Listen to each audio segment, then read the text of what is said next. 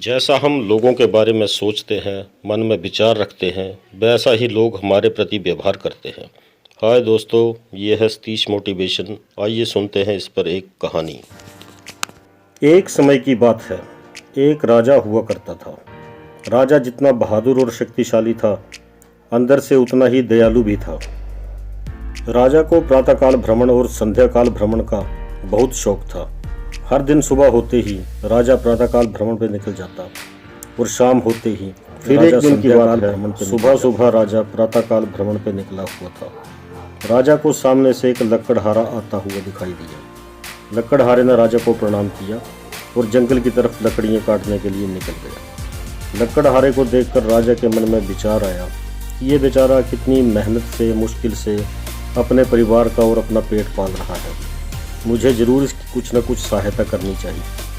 फिर उस लकड़हारे के बारे में सोचते सोचते राजा राजमहल वापस चला गया। फिर उसी दिन शाम को जब राजा संध्याकाल भ्रमण पे घूम रहा था, तब वही लकड़हारा राजा को जंगल से वापस आता हुआ दिखा। उसने सर पर एक लकड़ियों का गट्ठर उठाया हुआ था। लकड़हारे ने राजा को फिर से प्रणाम किया और अपने घर चला गया। पर अब राजा के मन में उस लकड़हारे के प्रति घृणा और क्रोध का भाव आ रहा था। राजा को लग रहा था कि ये लकड़हारा जंगल को नुकसान पहुंचा रहा है और इसे इसकी सज़ा मिलनी चाहिए। फिर प्रतिदिन यही होने लगा। सुबह जब राजा घूमने निकलता तो राजा को उस लकड़हारे को देख के उसके प्रति मन में दया आती, और शाम को जब वही लकड़हारा राजा को वापस आता हुआ मिलता तो राजा के मन में क्रोध और घृणा की भावना आती। अब राजा असमंजस की स्थिति में था। राजा को यह समझ में नहीं आ रहा था कि ये उसके साथ क्या हो रहा है। उसके विचारों में इतना उतार चढ़ाव क्यों है। राजा और ज़्यादा मानसिक परेशानी नहीं झेल सकता था। इसलिए राजा ने अपने मंत्री को अपने पास बुलाया और मंत्री को अपनी और उस लकड़हारे की उस दिन से लेकर आज तक की सारी कहानी सुना दी। राजा का मंत्री, जो कि एक बहुत ही अनुभवी और गुणवान व्यक्ति था, उसने धैर्यपूर्वक राजा की बात सुनी और फिर राजा से कहा, राजन, आप मुझे थोड़ा समय दीजिए, मैं आपकी सारी समस्याओं का निराकरण कर दूंगा। और यह कहकर मंत्री वहाँ से चला गया। उससे अगले ही दिन से मंत्री ने राजा और उस लकड़हारे पर दिन रात नज़र रखना शुरू कर दिया। और कुछ दिनों बाद मंत्री राजा के सामने प्रस्तुत हो गया और मंत्री ने राजा की परेशानी का राजा को जो कारण बताया, उसे सुनकर राजा हैरान रह गया। राजा को यकीन नहीं हो रहा था कि ऐसा भी हो सकता है।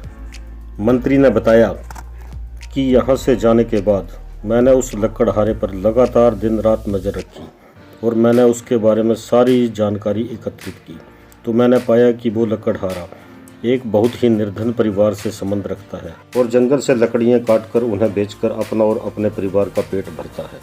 सुबह जब वो आपके सामने आता है तो आपको अपने सामने देखकर आपके प्रति उसके मन में ये विचार आता है कि आप कितने अच्छे राजा हैं।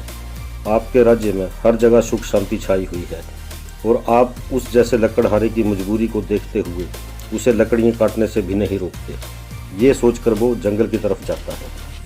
तो सुबह सुबह जब लकड़हारा आपको देखता है तो लकड़हारे के मन में आपके प्रति कृतज्ञता और सम्मान की भावना होती है। इसलिए आपके दिल में भी लकड़हारे के प्रति सहानुभूति और मदद करने की भावना पैदा होती है। और शाम को जब यही लकड़हारा जंगल से लकड़ियों का गट्ठर उठाए हुए घर को वापस आता है तो वो हर दिन उस गट्ठर में 2-3 लकड़ियाँ चंदन की छुपा कर लाता है। और इस तरह इसने घर पर ढेर सारी चंदन की लकड़ी जमा कर रखी है।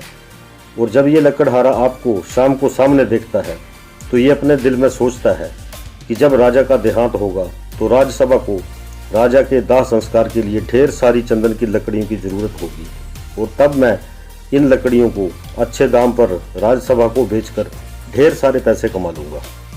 तो इस तरह हे राजन, शाम को जब लकड़हारा आपको सामने देखता है तो लकड़हारे के मन में आपके प्रति अहित और लालच की भावना होती है। इसलिए आपके मन में भी लकड़हारे को देखकर द्वेष और घृणा की भावना पैदा होती है। ये और कुछ नहीं राजन, इंसान के मन का बिंब और प्रतिबिंब है। मतलब जैसा हम किसी के बारे में सोचते हैं वैसा ही वो हमारे बारे में सोचता है। इसलिए अगर आप चाहते हैं कि लोग आपके बारे में अच्छा सोचें तो आप भी लोगों के बारे में अच्छा ही सोचिए। कहानी का सार ये है कि अगर आप चाहते हैं कि लोग आपसे अच्छा व्यवहार करें तो आपको भी लोगों से अच्छा व्यवहार करना होगा। धन्यवाद। Thanks for watching. Like, subscribe, press bell icon for more motivation. Thanks.